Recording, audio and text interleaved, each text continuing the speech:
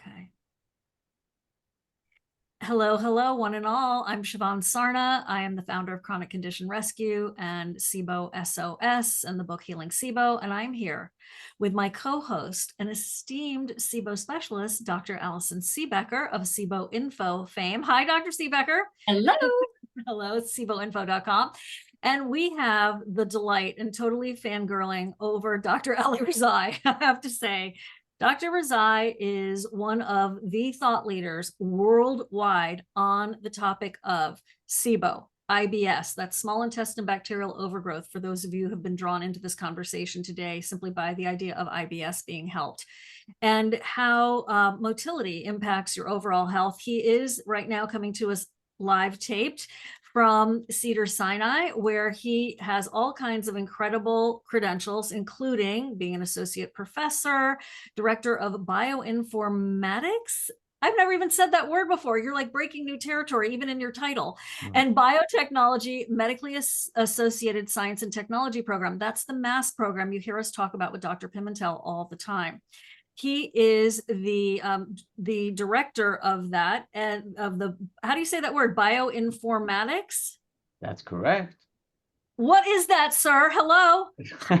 So bioinformatics is essentially the science of information related to biology, if you will.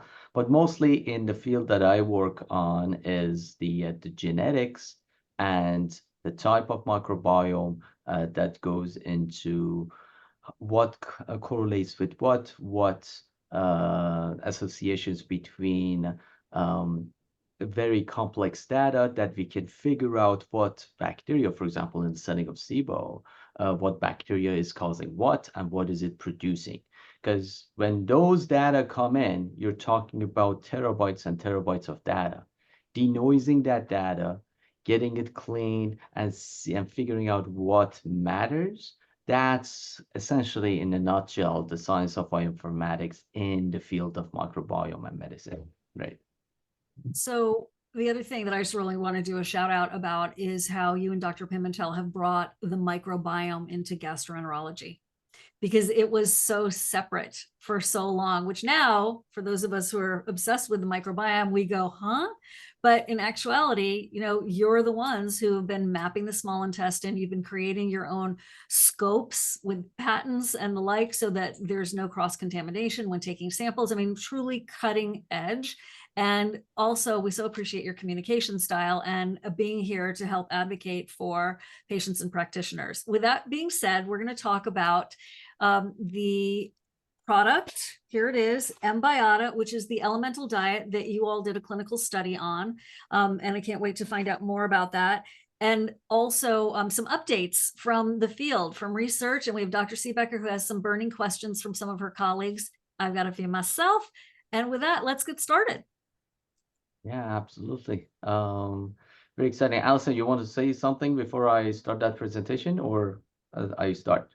No, you can go right ahead. Thanks. Yeah. So first, Al is going to give us a presentation, then we'll do other updates and questions. All right, fantastic.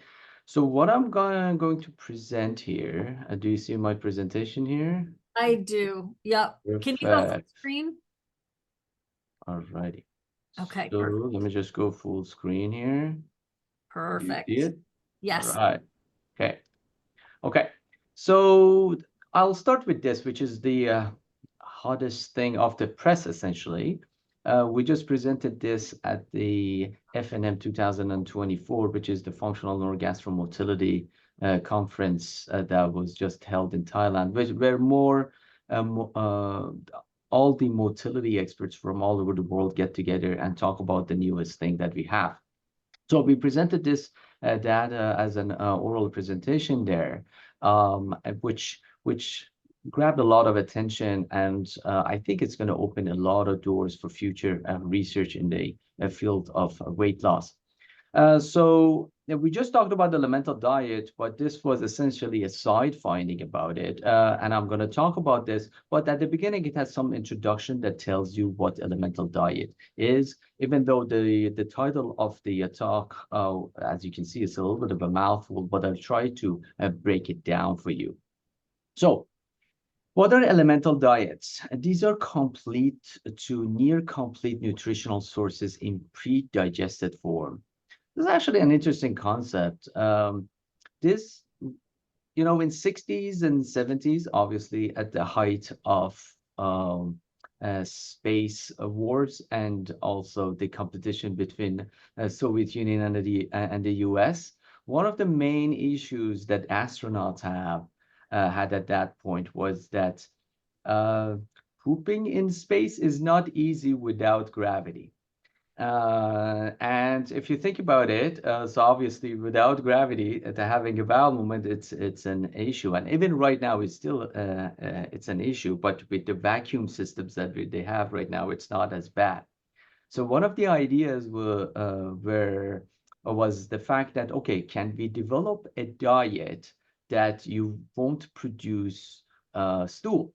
And that's actually with NASA, this whole thing started with whether we can develop an elemental diet that everything gets absorbed in our body by our bowels. So nothing is left in the gut, and then you won't have any bowel movements. Now, right now, we know that actually that concept, it's not going to pan out 100%. We will never stop having a bowel movement, even if we don't eat anything at all.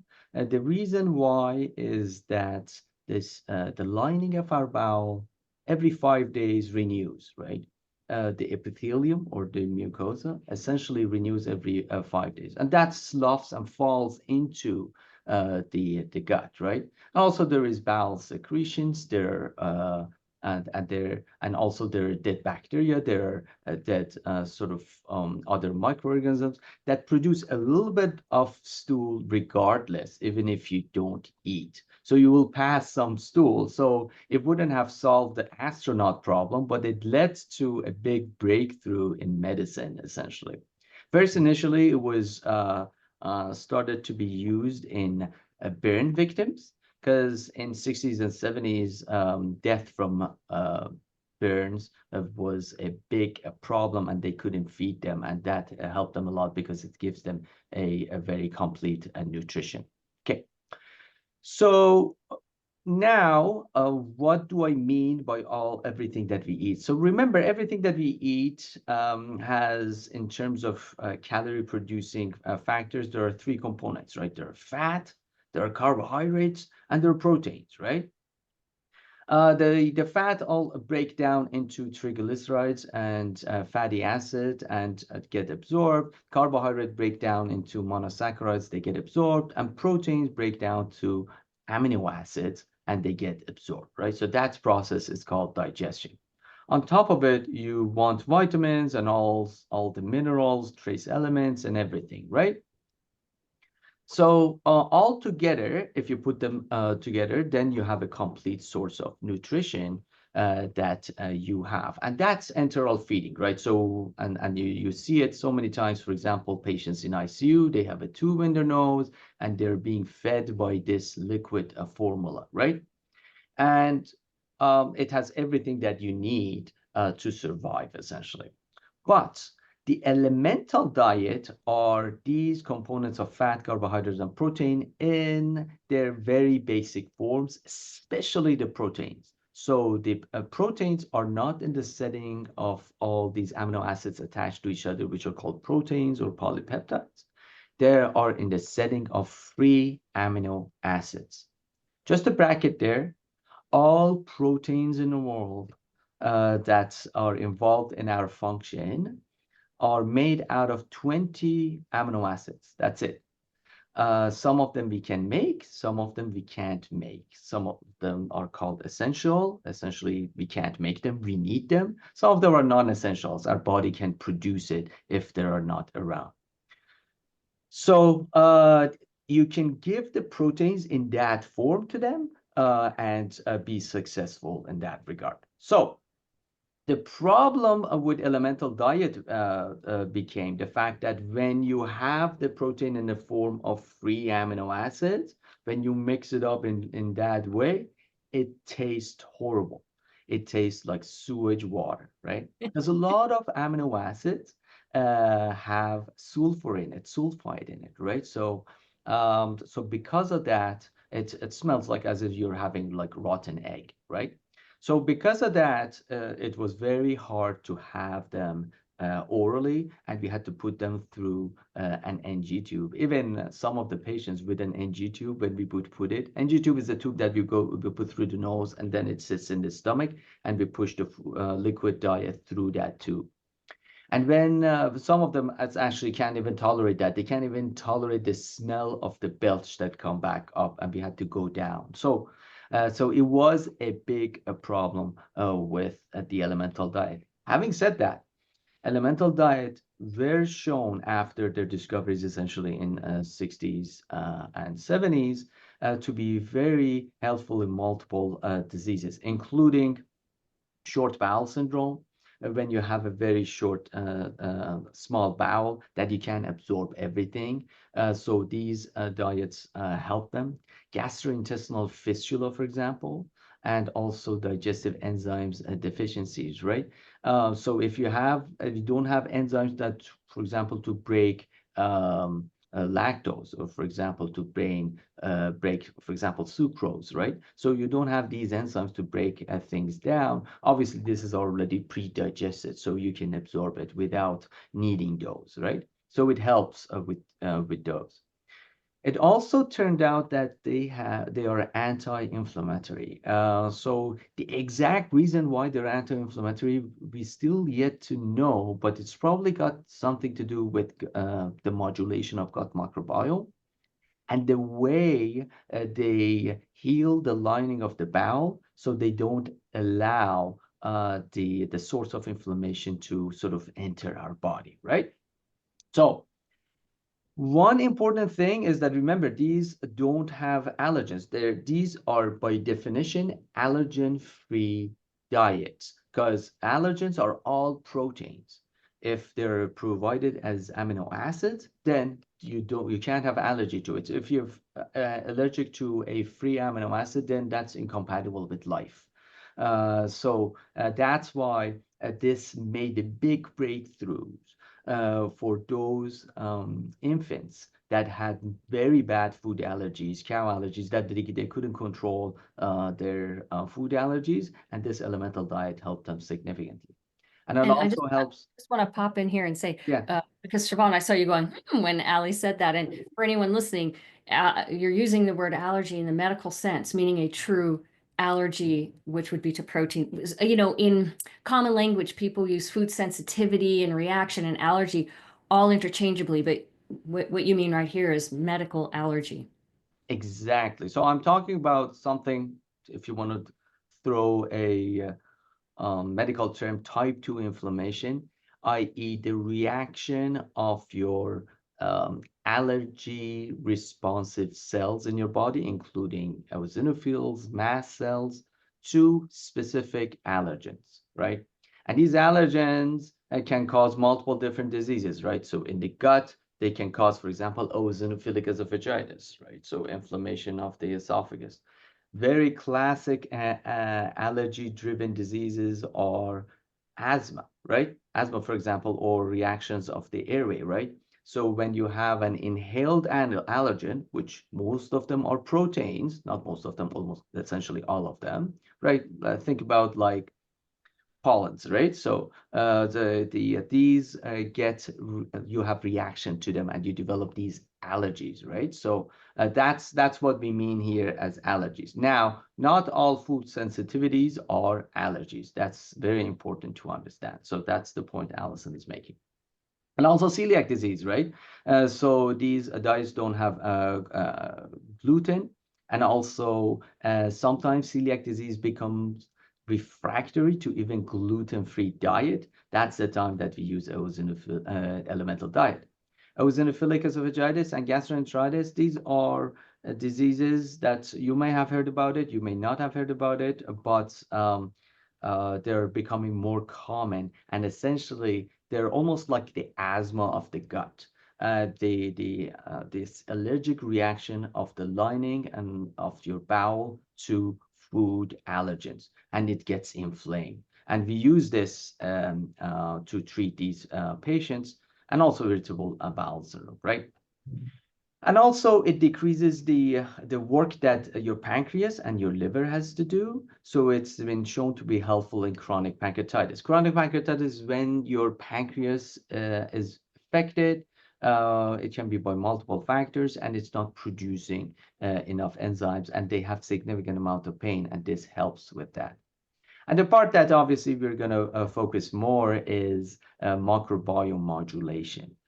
So it modulates microbiome in multiple ways. Number one is that elemental diets get absorbed at the beginning of the bowel, a small bowel, and the rest of the bowel doesn't see a lot of food, right?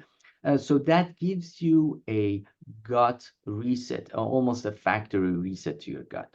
Originally, people thought that it completely wipes the bacteria out because there is no food.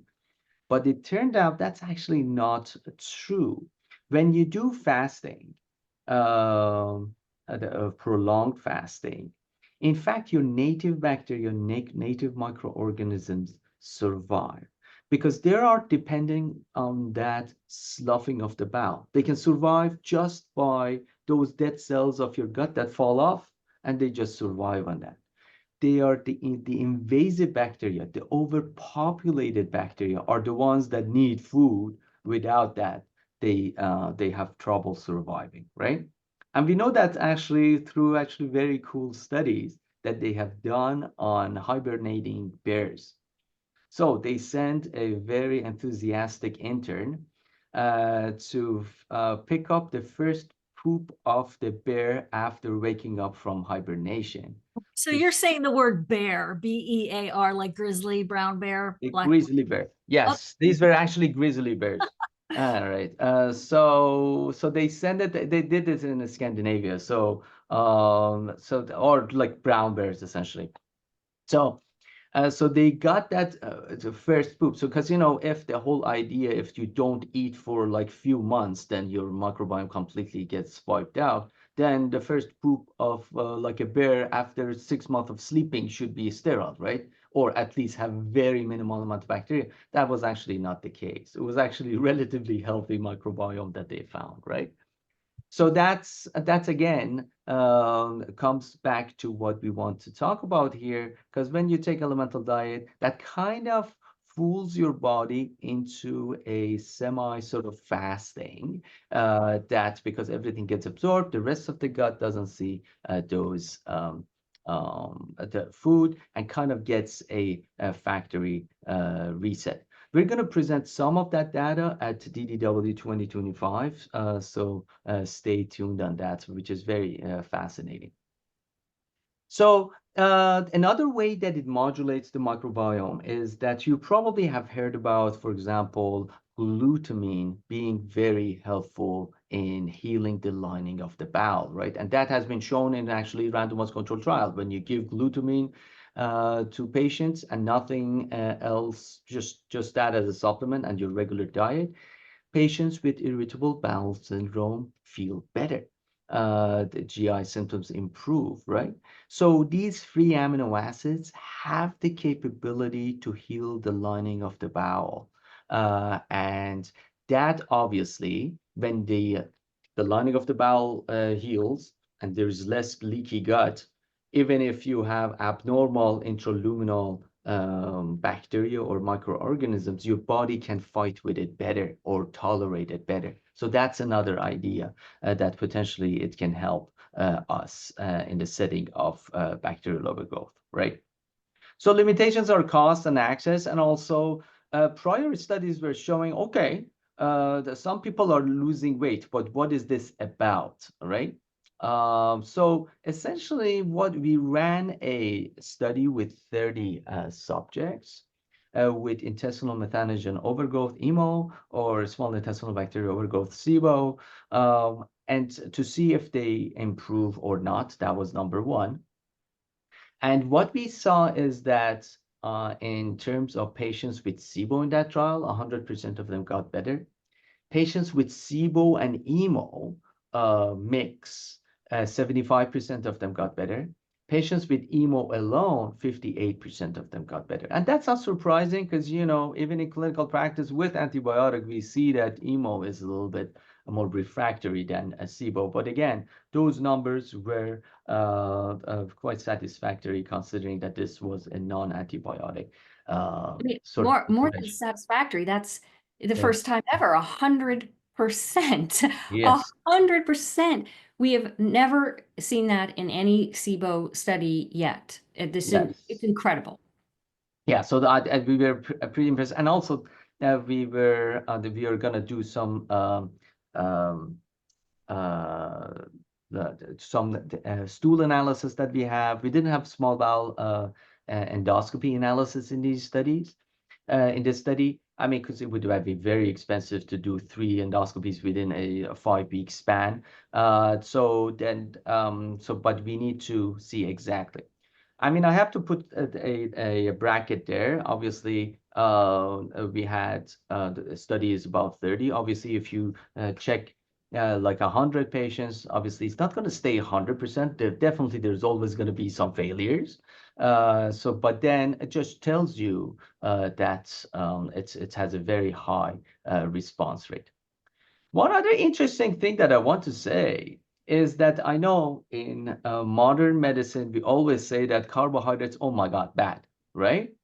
But elemental diets, by definition, are relatively high carbohydrate diet and very low fat diets, right?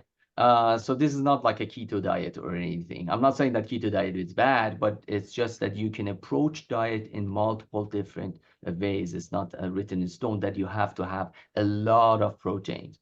And remember, these are free amino acids, even though it's 13% protein in it, but all of it gets absorbed. So many times when you have a high protein diet, not all that protein gets absorbed, right? A big percentage of it remains unabsorbed and goes out, right? So remember that part. But that's very important that this is a very low-fat diet. Okay. So what was the design of the study, which was the same as the one that we did in the SIBO patients? So we had 1 week of screening that I'm not showing here. And then we had the lactulose breath test that they had. And also they did daily methane breath testing on all this 4 weeks. And they got the elemental diet for 2 weeks. And then we followed them for 2 weeks. And during this time, they gave us I didn't mention all of this here. Urine samples, stool samples, the VOCs of the breath. So we will have a lot of data coming from that. So this is the interesting thing that I want to mention about this, about the weight, which was a serendipitous finding. We do use this. We do body composition, which is this device that you stand on it, and it tells you your body weight, obviously, and it tells you how much body fat you have, and it tells you how much dry lean weight you have, and how much visceral fat you have. So visceral fat is that bad fat, right? The fat that goes around your heart, goes around your like bowels and all that, goes around your liver, and that's the one that increases your chance of heart attack, increases your chance of stroke. That's the bad stuff that accumulates, right? So this device can measure that. By the way, this is becoming more common, even like super fancy gyms have it. And it's not like it's become a very common practice to have this, right?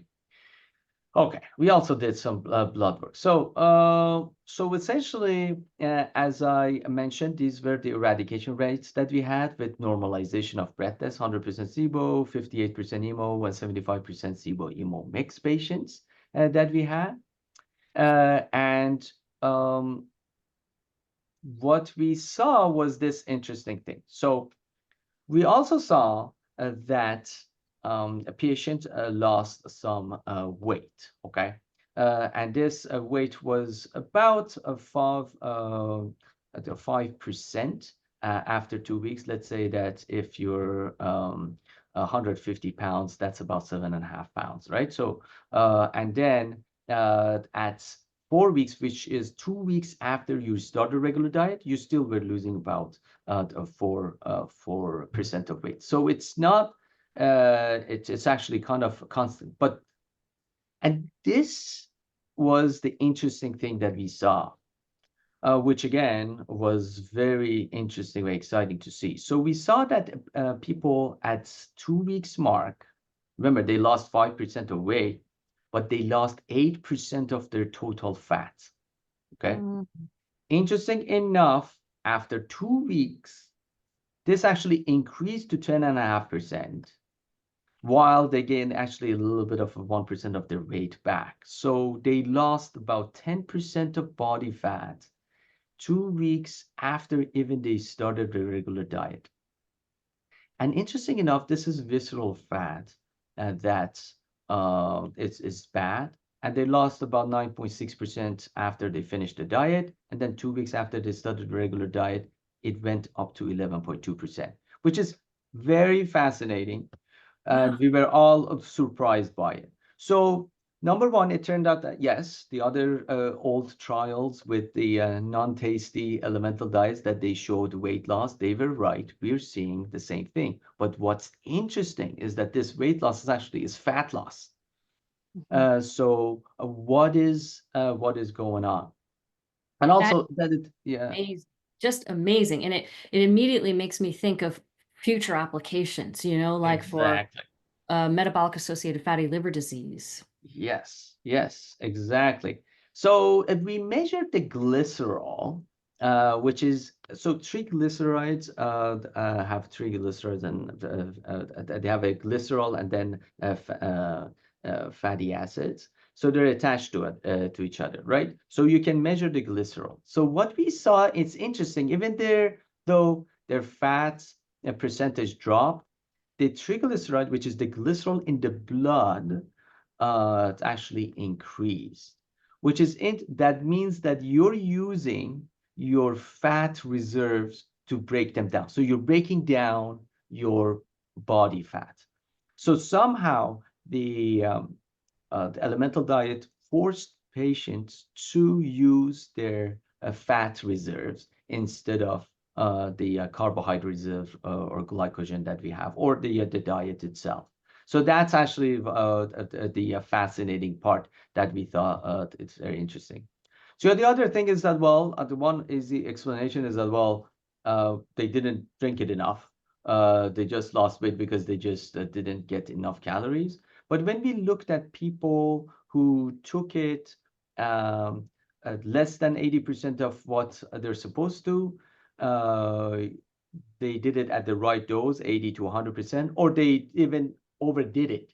They just drank more than what we told them. They just drank it more. And we saw that the body fat loss and weight loss actually was exactly the same among all three groups. So it's almost something more mechanistic that would happen, and I have some hypotheses about that. So some limitations, obviously, we only follow for 2 weeks. We on future studies we're going to follow for longer. And what was interesting here is that weight loss was mainly due to fat loss. The visceral fat loss was seen, and interesting enough, the fat loss actually continued even after the diet stopped. So why did this happen? Maybe it's because essentially it's fill up your tank. It fills up your tank. It's like you have everything you need. That for 2 weeks now you have you have all the building blocks that you require. So maybe it activates a lipolysis, which is breaking down of your fat reserves. And maybe it's through changes of a hormonal pathway. So because of that, we ran another study. We will present some data in near future about whether it changed the satiety hormones. I'll give you a brief. It did change some of the satiety hormones, which is interesting. So I just presented that data because I thought it would be very interesting, and it's hot off the press. And also it gives you a little bit of a idea of what elemental diet is, even though this part is not necessarily related to SIBO and EMO as much. Before you dive in, Dr. Siebecker, with a question, I just want to ask you, are you talking about like the leptin and ghrelin hunger hormones? Is that what you're referring to? Yes. So to be, okay, I'll tell you, leptin did drop. So, which is fascinating. Why would a pure diet drop it? So now I like that that you said that because you know whenever you have significant amount of weight loss, it comes with fat loss and some muscle loss. So Right. that's given, right? So when you have it with GLP-1 agonists with Ozempic, there is a good amount of 50%, sometimes up to 60% of muscle loss at the beginning, right? So that weight loss is a mix, right? And the same thing with bariatric surgeries. At the beginning, there is significant amount of weight loss. So when you all of a sudden lose 100 pounds within like 3 to 6 months, there's a good 40, 50 pounds of muscle loss comes with it as well, right? Even when you lose a lot of weight with like like let's say Mediterranean diet, right? And you lose 30, 40 pounds with that, there's going to be a good 4 or 5 pounds of muscle loss involved. But because you don't have a whole bunch of fat anymore, your body functions much better, right? So you don't need that absolute number of muscle loss. So it's very interesting to see with elemental diet to see such small amount of muscle loss as compared to fat loss. And again, it tells you how much you can achieve with diets that you can blow even like Ozempic out of the park, right? Yeah. Because you know it's but again it's much harder as opposed to obviously one injection once a week. But it's interesting to see in future how this will pan out. How did it affect people's blood sugar? Oh, I had one slide on it. So essentially, blood sugar dropped, but like essentially 4 points after 2 weeks. So we dropped it, not surprisingly. But then that was essentially at baseline after 2 weeks. So essentially, it didn't change it at all, except that after 2 weeks, it dropped it a little bit, which it might have been just because of a little bit of weight loss that they have. But again, it's interesting because this is a carbohydrate predominant diet, and sugar definitely didn't go up. If anything, dropped a little bit. And that just tells you that it's all about the balance and what you give your body to burn rather than the ratio of this and that, right? So that's very important. I just want to, so here's what the box looks like, and you get this shaker cup with it. I'm not sure if the shaker cup will always come with it, but at this moment, that's what I got. And then just the instructions are add 1 packet to 10 ounces of room temp water in a 16-ounce larger container, cover tightly and shake for 45 to 60 seconds until completely dissolved. Drink slowly for best results. And then how slowly are we talking about? It depends on your palate. I'll tell you because I've done it. Because it's if you want to sip it, definitely don't chug it. Because you know it has a lot of nutrients and it goes through the stomach. And you may get very quickly full. I would say sip it through a 15 to 30 minute time period. And that should do it. If you want to sip it even longer, that's fine. And Okay. listen to your body when you're taking it, because because it gets absorbed very quickly. Your brain will tell you how much you've eaten and how much more you need, right? And on the other hand, don't wait too long when you're having it, because this is different from regular food that sits there, gets absorbed after hours and hours, right? This gets absorbed pretty quickly. So if you are feeling hungry and you're ignoring yourself, you're essentially gonna wilt a little bit because you're running out of energy and you have to give yourself that energy. So do it on a regular basis. So it's not like you have to do it like breakfast, lunch, dinner type of thing. You have to sip it throughout the day and just listen to your body when you're starting to get hungry. Just drink more. And there is no calorie limitation with this. It's not that you stop at like, okay, they told me take 5 packets and that's all I need. No, you can go over. That's just your body telling you that you need more energy. That's fine. it's okay. And what's the minimum one can do? Because I know Dr. Siebecker and I talk to people all the time in our small group coaching about how, some people are actually concerned about being underweight. And we always say, make sure you get enough calories with it. Is that still what the program is? Or how do you determine how many you should have throughout the day? Right. So there are formulas that you can calculate your basal metabolic rate. You can always go online, calculation of basal metabolic rate, and you can put your sex and age, and just sometimes height, but essentially weight. And it tells you how many calories you need as your basal metabolic rate. I wouldn't take less than that. Try to consume at least to that degree. So somebody like me, it's about 1400 calories. So 4 to 5 packets a day would kind of like keep me at a base. But if I go for a 5K run, I'll take 6 packets that day, or even more if I needed to, right? And make sure that you hydrate yourself. That's normal. Another interesting thing that you would see is that urine becomes very clear, because obviously a lot of color of the urine comes from the food that we eat. So that's actually a good sign. That means that it's not in your system. So that's another sort of thing that you would notice.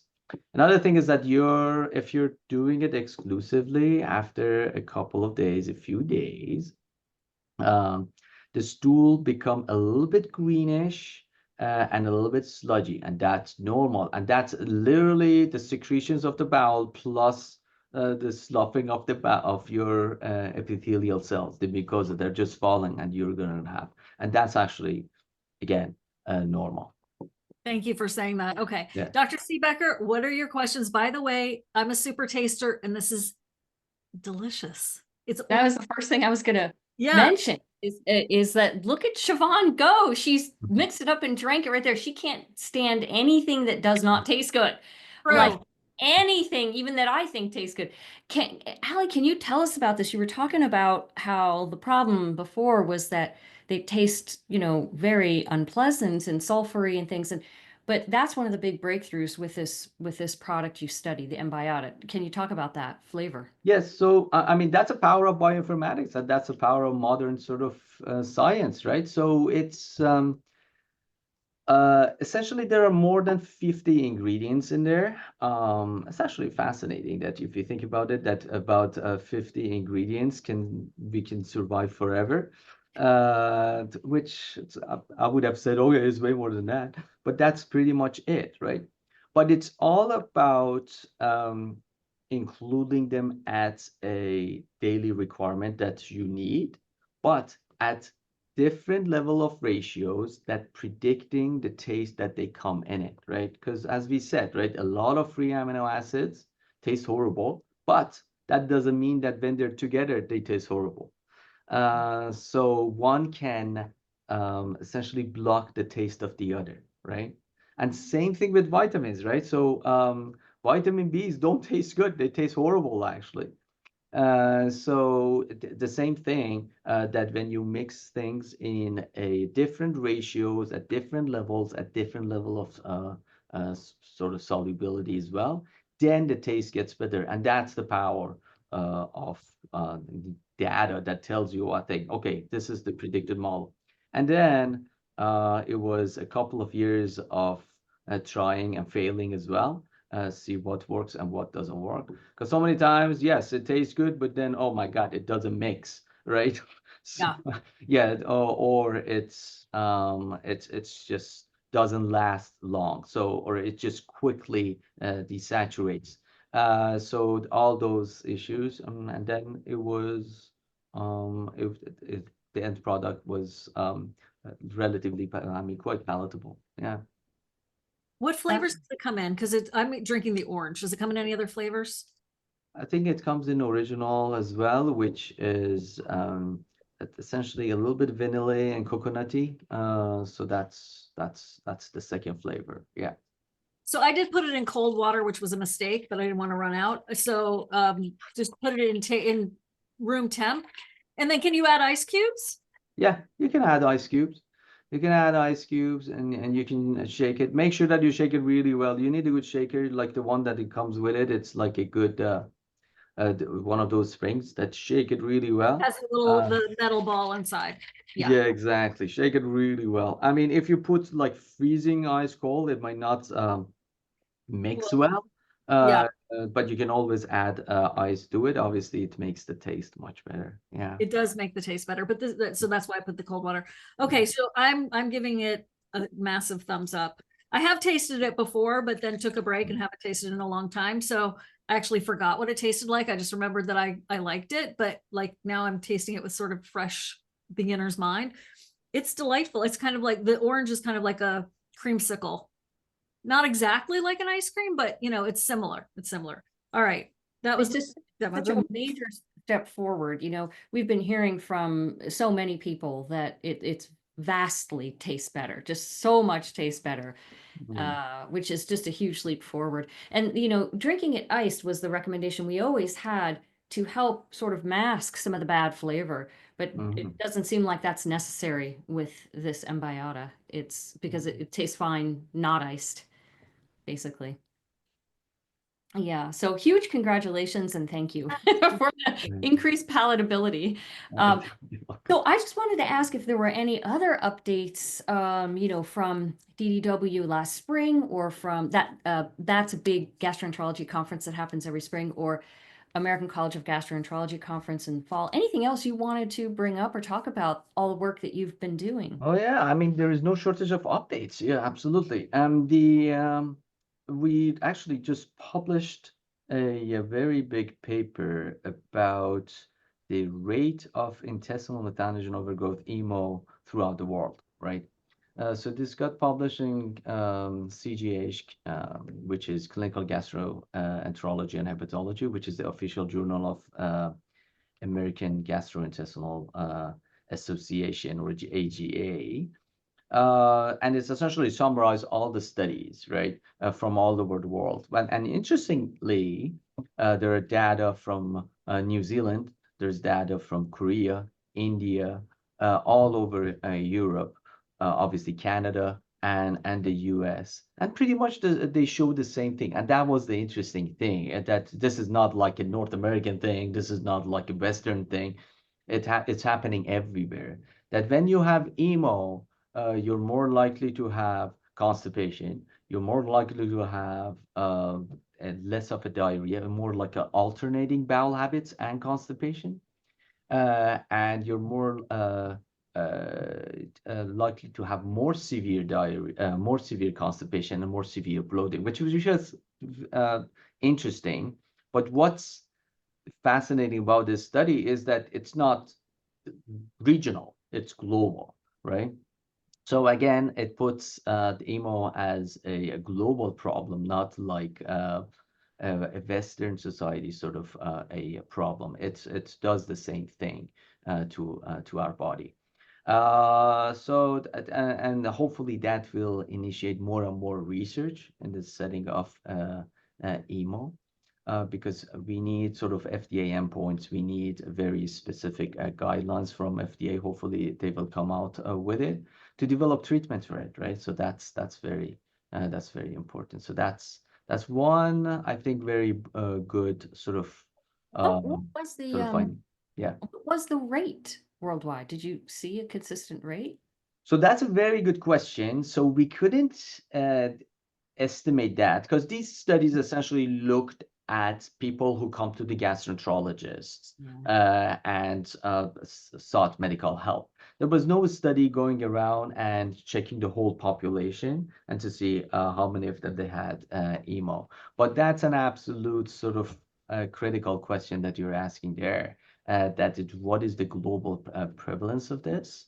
And interesting enough, some people do have excessive amount of methane without much of a symptom, because we need to find those as well. Say that how come you don't have symptom while the other one is suffering so much, right? So and then finding what is the defense mechanism of that person, right? So that's a very valid and good question that needs to be answered.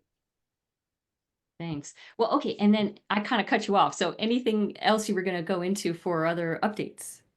Yeah, so the updates was we published a couple of papers on GLP-1s. So because the reason why I'm interested in GLP-1s or GLP-1s are all these new medications that are used for diabetic control or weight loss. I'm talking about Ozempic, Mounjaro is another one, semaglutide is the generic and name. So just one thing that I wanted to go back and tell the audience is that these have been around forever. mBiota, which was the first GLP-1, was approved for diabetes in 2005. So they have been around for 20 years. What has changed is their half-lives. They have been extending, right? So the half-life of mBiota was like about 2 hours, meaning that it stays in your system for 8 to 10 hours. Now the half-life of Ozempic and Mounjaro is north of 120 hours, right?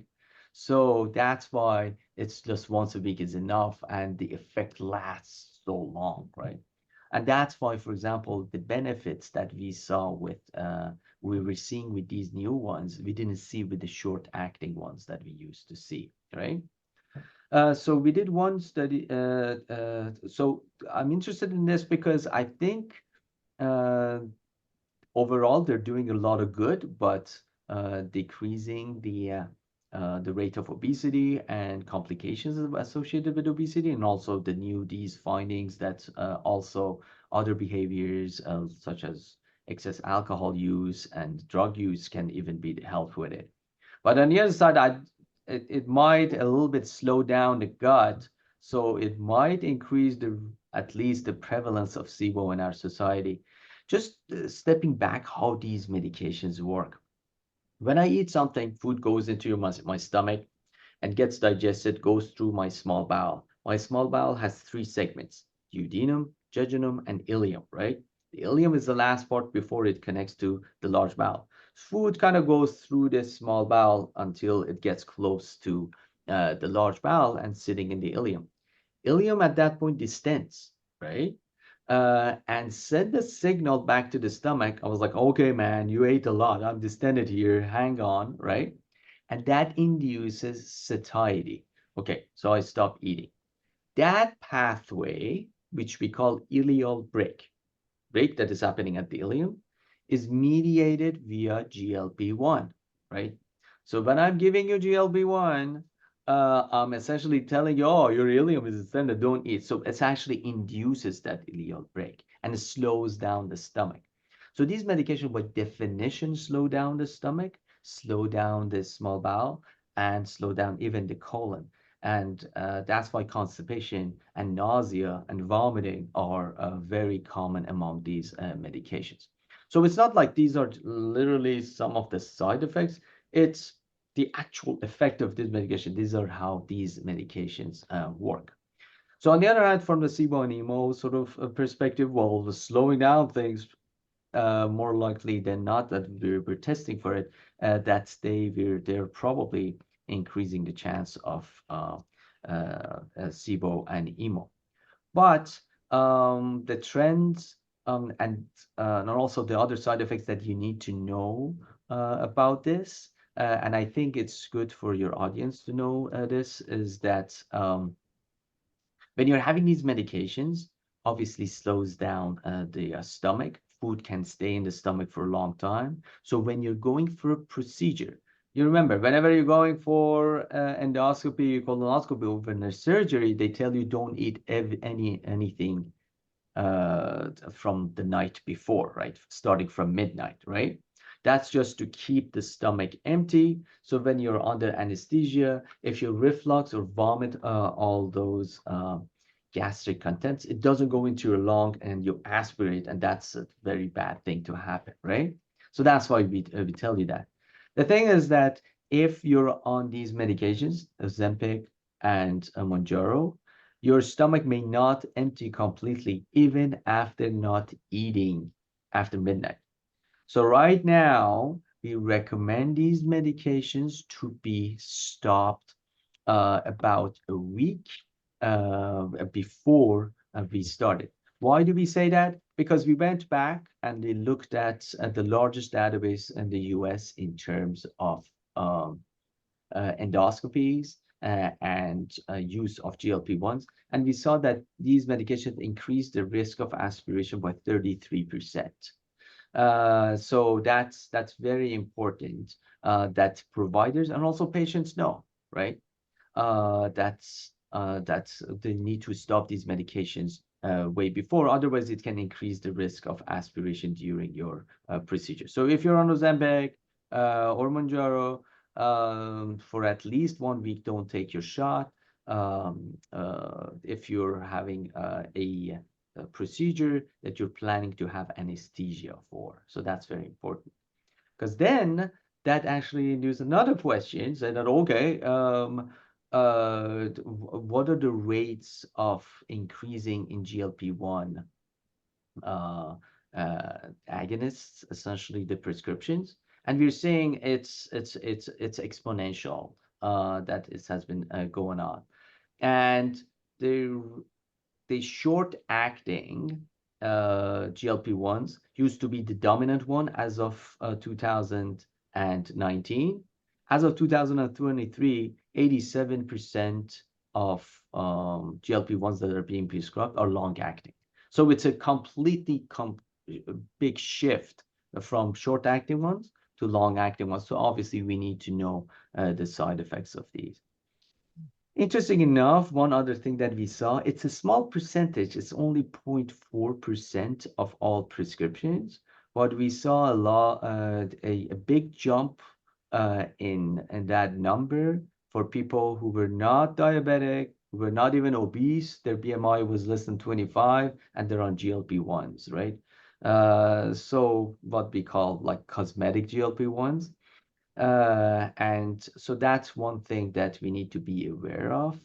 And if so, I guess for the audience that are using this, because I have to say, I was in Mexico just recently coming to the airport, even in the airport, they were selling semaglutide or Ozempic, which was actually fascinating to me. So you can get it off the market, essentially. But if you're doing it, that's fine. Just tell your doctor, because your doctor needs to know if you're on them, because the preparation for surgeries, for endoscopies, or even other medications that they use, they might be different. On this subject, thank you for explaining all of that. We always have a lot of questions, with SIBO and these medications. Many people with SIBO are on them or considering taking them. And one of the questions that comes up so frequently is what about prokinetics? If you're getting those effects and it's maybe making your SIBO symptoms worse, your constipation or nausea or these sorts of things. Basically, two questions is, have you ever seen prokinetics? And prokinetics are agents that stimulate this movement in that area of the body. Have you ever seen them helping patients with this? Because Mark, when he was on last time, said he thinks they can't really overcome it so well. That's one question. And the other is it even okay to take them, because are they counteracting the mechanism of action if someone's on them, let's say, for weight loss? Right. So the clear answer is that we don't have any studies on it, but I can tell you anecdotally that we are seeing actually some response. So Good. Yeah, so the way we do it, now I use prucalopride for this purpose, right? Because you need, erythromycin is just too weak for this purpose, right? So if you want to reach for a prokinetic in this situation, it would be prucalopride. So the way I do it, and again, it's called anecdote. I have no guideline to follow here, right? Because these are patients that are like, okay, I'm losing weight, I'm getting a lot of benefit by the weight loss, my sugar is coming down, my cholesterol is dropping, but boy, I'm nauseated, I'm constipated, do something, right? So I start prucalopride and slowly work my way up until the symptoms start to improve. And if these symptoms start to improve, I don't go up, right? Because I'm worried to negate the effect of GLP-1s too much. Mhm. And so far, I have been successful with that. I've been able to help patients to stay on the medication, alleviate the side effect, so they can still benefit from the GLP-1 positive effects. What kind of dosage are you talking about for the prucalopride? So I start a 0.5 milligram at bedtime, and then next step I go 0.5 milligram twice daily, and then the next step I go 1 milligram twice daily to do that, because I want to have a coverage. Remember, these are long-acting medications, and for prucalopride you need twice daily to cover the whole 24 hours. So that's what I've been doing. Again, complete anecdote. Yeah, no, that's Oh, interesting. that's so helpful. And on the subject of prokinetics, and by the way, Shivan's wearing her prokinetic shirt that I gave her for her birthday last year. Are you on a prokinetic? Do you ever use domperidone or tegaserod anymore? Like for SIBO? Yeah. So so just for the audience, tegaserod is similar to prucalopride, but it's less sort of specific to that receptor that prucalopride works. Tegaserod used to be, I mean, available in the US. Still, if some company wants to bring it in, it's FDA approved. But the company decided not to take it off. It's still available outside of the US. Yeah, I still use it every now and then. And tegaserod, especially in those medications, saying that when they were on it, they responded really well. So we can use it. Domperidone, obviously there is, again, it's not available in the US. There is some limitations by FDA on getting it. You need an IND and you get that. I rarely use domperidone, if ever, mostly because prucalopride essentially has replaced domperidone and it works much better. Although that's essentially my practice. Yeah. Okay, great. Oh, go ahead, Shivan. The question can people do is there a limit on how much prucalopride you should do a day? Like, is 4 milligrams too much, or does that just turn it into a laxative? Okay, no, so in terms of data, FDA approved dose is 2 milligram, but the clinical trials that were done, they had 2 and 4 milligram arms. And the 4 milligram arm was essentially very well tolerated, no serious or adverse events that was concerning. So we have safety data in large clinical trials on even 4 milligrams. And that's the number that obviously, when we use it off label, we stop at 4 milligram essentially. Beyond that, we don't know. I just wanted to share that I was on Ozempic for 2 years. I'm half East Indian, so I have a proclivity towards high blood pressure. My father had heart disease, yada, yada. So I was on, and I wanted to lose some weight. So I got on Ozempic, and as Allison knows so well, because I told her my tales of woe, I puked my brains out for 2 years on that stuff. Like, bad, very bad. Then I got switched to tirzepatide because the nurse practitioner I was working with said, some people are really doing well on that. And I was kind of scared because Ozempic saved my blood sugar and really gave me a lot of my life back, which I traded for vomiting. But so I got on the tirzepatide and it has been so much better, but I'm now microdosing it so that it's even easier on me, and it is working really nicely. So just in case anyone's listening to this, something for you to explore with your practitioners. And I do prucalopride, and it works really. It's a good balance for me. No, that's actually supported essentially if you look at the data.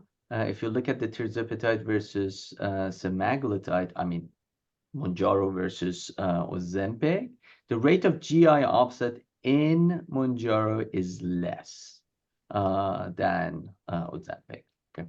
Is there one that's even better? than Oh, Mounjaro? there's like so many coming in. Yeah. So yeah. Think So we're at so remember, tirzepatide is a little bit different from the other ones because it's a GLP-1 agonist and a GIP-1 agonist. So it's a combo medication. So Mm. and that's why the side effects are a little bit less. There are not a dual combo, there are triple combos are coming.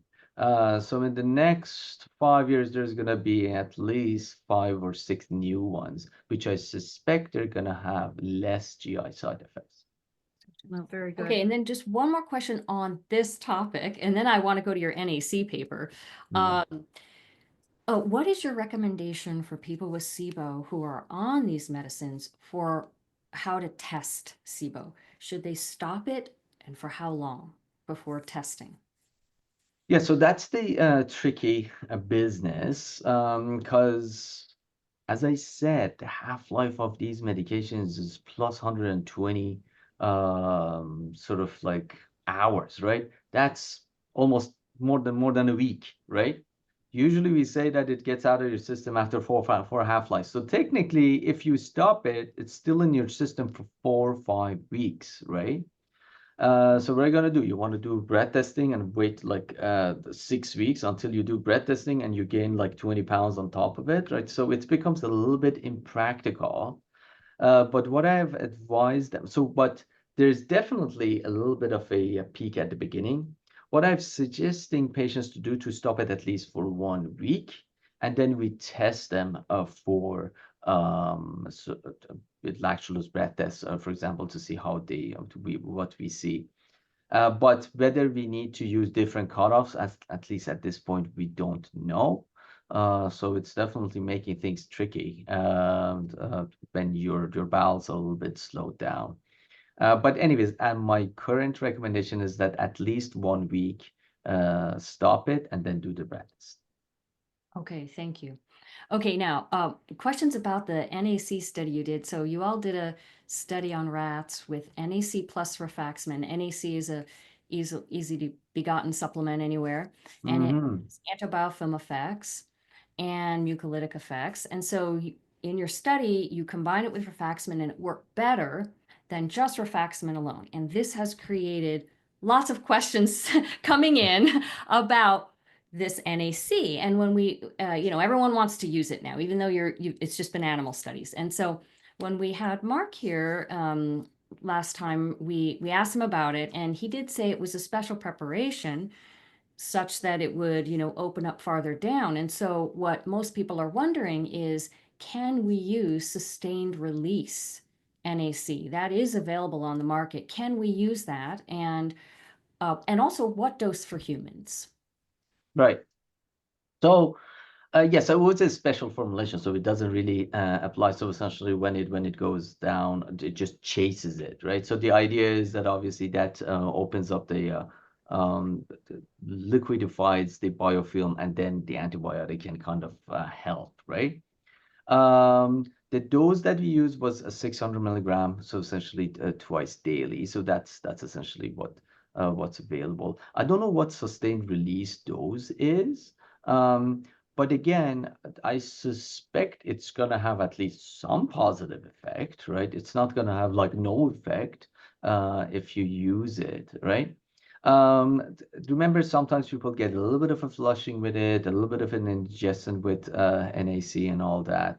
To just be careful of those side effects, but otherwise it's well tolerated, right? I don't have clinical experience with slow release NAC. Actually, I learned something. I didn't know it exists. So maybe next time I talk with you, I'll tell you some of my anecdotal experience with it. Yeah, I don't also. We used it. I was telling Mark, we used it for years, not sustained release in our SIBO patients, and Right. we did not have really any noticeable benefit. And so I'm wondering if it's because it wasn't any kind of special preparation. It was just regular. It wasn't sustained release. Right. Right. It wasn't enteric coated. That's the other thing people are wondering. What about enteric coating? I don't. It's not so easy to come by. There is a sustained release one that is easily available. Yeah. So I mean, definitely enteric coating helps. But the issue with biofilm is that When you clear it, it's not that it just sits there, it doesn't happen. It's just going to get produced right away, right? So you need to have that perfect timing that you clear it and then the antibiotic chases and follow each other, right? Otherwise, bacteria continuously are producing the biofilms, and our body is continuously producing that mucus that is being produced. So that timing is very important.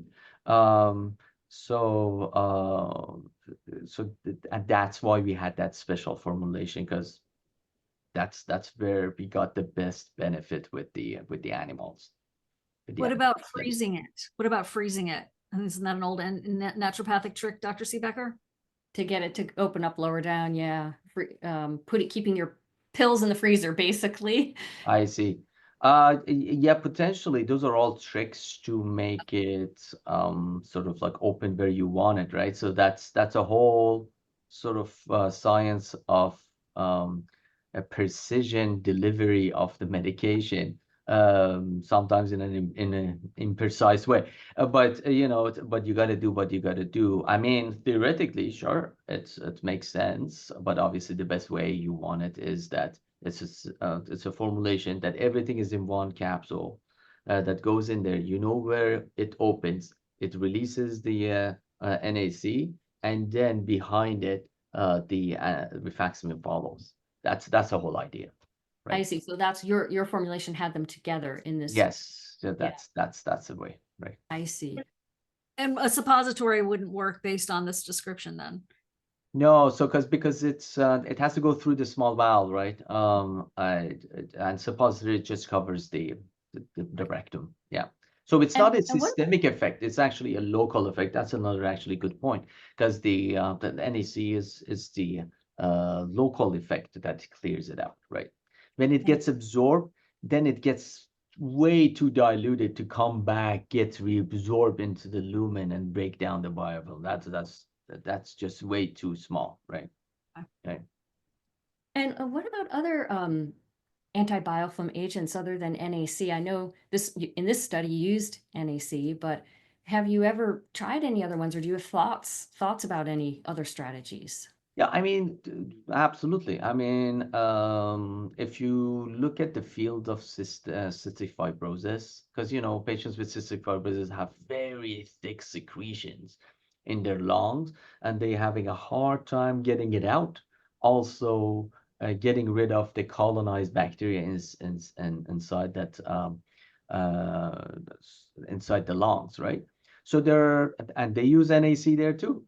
But interesting enough, there are all sorts of biofilm busters, if you will, that some of them actually, such as Palmazyme, there's FDA approved now, right? That they are working on. So yeah, this is a very active field. Having in terms of biofilm busters, if you want to call them that, that's it's a very active field. We use NAC because number one, it's already available. The safety is clear. So we could at least test it to see if it worked or not, right? But definitely this is not the end. There should be more research going with other biofilm busters, but I haven't done anything clinically or in my practice with other ones. I don't know Do you- what your experience is, Allison. Oh, Allison, go ahead. And then I have a question No, about go ahead, Shivan. You go ahead. how will it work? Are you all thinking that it is also going to work for IMO as well?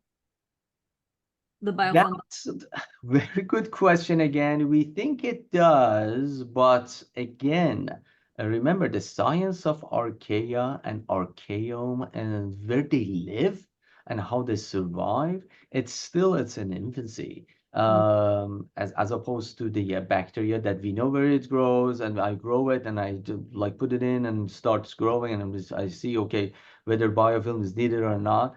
I can't do that with the archaea. So there's obviously we do some modeling and we figure out, okay, that works or not. Potentially, yes. But I'm not as hopeful as with IMO as I am with SIBO with biofilm busters, because archaea live everywhere, including small bowel and the colon.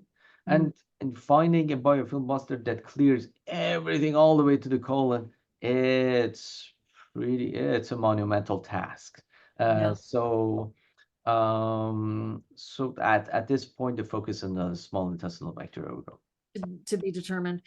Dr. Okay, I have one more set of questions I have to get to before. Okay, we have 7 minutes left, and I also have some elemental diet questions to ask too. Go. Okay, so gosh, when you were here with us a year ago, you were giving us a masterclass. It was so wonderful. By the way, for anyone who hasn't seen that, you gave us a masterclass on methane and emo, and it was so great. Right. In that class and in the Q&A, you went over various different antibiotics that you sometimes use for the different gas types with SIBO. And I would just love to hear about that again. Like basically, what antibiotics do you use for hydrogen, methane, hydrogen sulfide? Because last year you mentioned the use of doxycycline and Cipro and Augmentin. And so let us know. That'd be great. Absolutely. For the SIBO, I use doxycycline. I used to use a ciprofloxacin a lot, but ciprofloxacin, now it has a black box for joint issues and tendinitis. So that's I'm hesitant to use that as a first line. I use if patient is not sulfa allergic, I use Cipro or Bactrim. So that's one option that you can use. And these for 7 days, those, or for 14? 7 to 10 days. 10 days I usually use. Of the doxy, I do 100 milligram BID for 10 days. That's those that I use. So that's for that. If it's hydrogen sulfide, I add bismuth if patient has significant amount of diarrhea. But if patient doesn't have significant amount of diarrhea, sometimes I try my chances with the Rifaximin alone. Another medication that I use is azithromycin, and I use at the dose of 250 milligram daily for 10 days. So those are the ones that I use. For emo, the azithromycin, that was hydrogen sulfide and hydrogen? No, azithromycin, we don't have any data on azithromycin. That was just SIBO, hydrogen SIBO, right? Sorry, I mixed things up. And right? you use Rifaximin with all of those, Right. right? No. This is the time that I can't get my hands on it for Got whether it. insurance Okay. issues So or like alternative. yeah, alternatives. Right, Okay. right. Yeah, azithromycin for hydrogen SIBO, yes. Got And for emo, when I can get my hands on rifaximin plus neomycin, that's the time that I use Augmentin.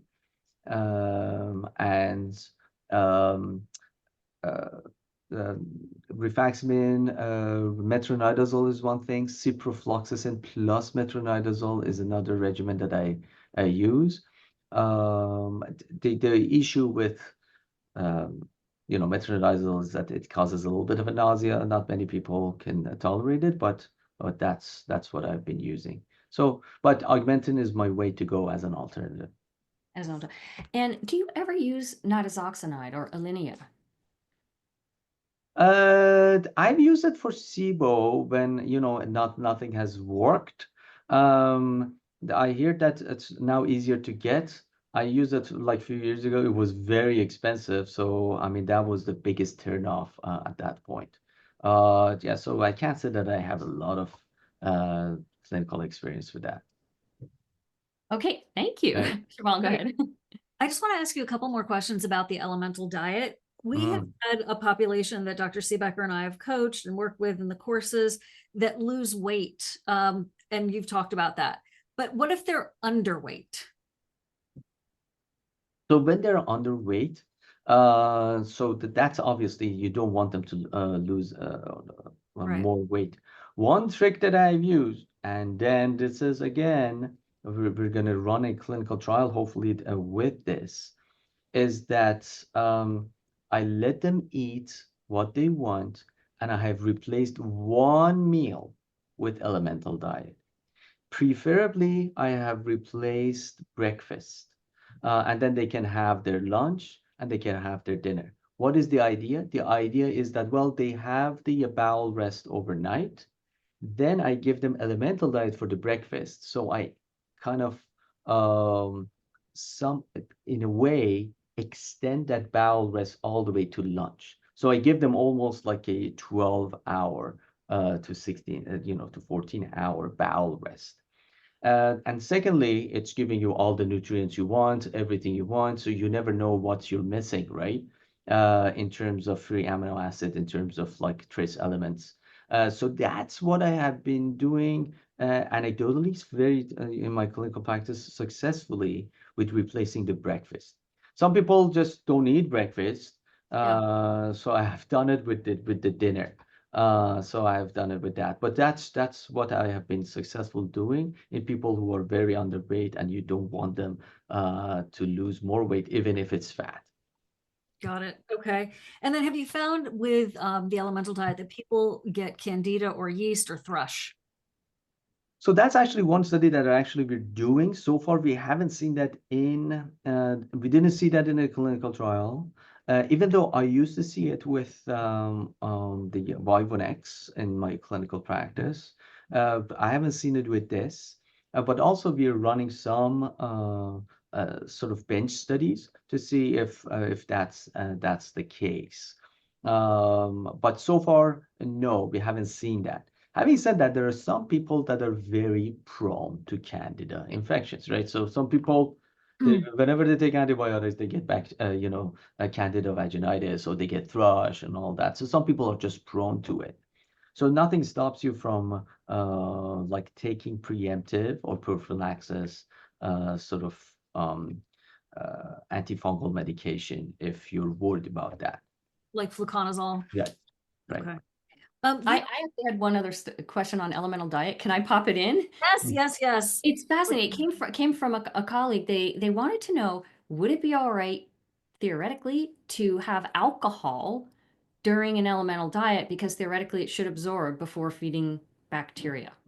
Yeah, I mean, no doctor is going to endorse alcohol, but yes, Right. you're right. But keep the alcohol clean, right? So it has to be. It can't be wine. It can't be like a white wine. It has to be spirit, probably like a vodka, tequila, something that is distilled, right? And it's only alcohol. No, that should be fine, right?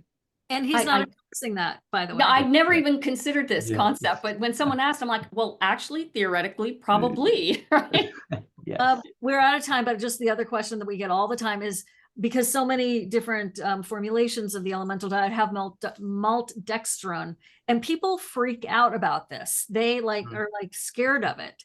So can you just help us understand, first of all, it's not forever, everybody, right? It's 2 weeks, right? So just No, that's a very good question. So generally speaking, in all liquid formulas, so we have to put some sort of sugar in it. So we usually use dextrose, which is essentially glucose, right? Dextrose and glucose essentially are identical. Next, we're gonna but the thing is that dextrose and glucose are sweet. You can't put the whole sort of like box of it in there, and then it becomes so sweet that it becomes like disgusting. So you have to use branch carbohydrates that are carbohydrates, but no, they're not sweet, right? So maltodextrin is the most common one that we use, which is a short branch that right away when it gets to the gut very quickly breaks down in glucose pieces and gets absorbed, right? So it has been around for decades. In many sort of like formulas that we use for patients that are on tube feeds all their lives, it's available. We haven't seen or any signal in terms of a harm. Having said that, more research is on the way. So, but again, as you said, this is a 2-week course. We're not doing it for You're long. not doing it forever, and the positives so far outweigh the negatives, if that is a trigger for you all. With that, Okay, I have to put yes. one more question in for you, Ellie. We'll go. This was a fascinating question from someone that I thought you might know the answer to. When someone needs to remove stool manually or with digital stimulation, could that stop natural nerve elimination? Natural what elimination? Could that make it so your own nerves are now downregulated, so to speak, such that now you can't have a normal natural elimination? Like, if you have to use digital stimulation, could that cause like a negative feedback loop, so to speak? Oh, meaning worsening things? Yes, Uh, worsening. I don't think it would. So if digital stimulation is needed, remember that's how, for example, glycerin suppositories work. Essentially, it's a stimulation of the rectum, and we haven't seen negative feedback, meaning that things getting worse. Obviously, Right. you need to seek medical help, see that, okay, why is it happening to begin with? But I don't think it's going to have a negative effect. Okay. Thank you so Yeah. much. You're welcome. Thank you, Dr. Rezaie. Thank Oh, you. thank you so much for the presentation and answering all of our questions. So great to No spend problem. time with you. No problem. Anytime. All right. Big hugs. Bye. We're hungry. Bye. Okay. Bye. Bye. Take care, Thanks. guys. Take care. Bye. Bye-bye. Bye. Bye.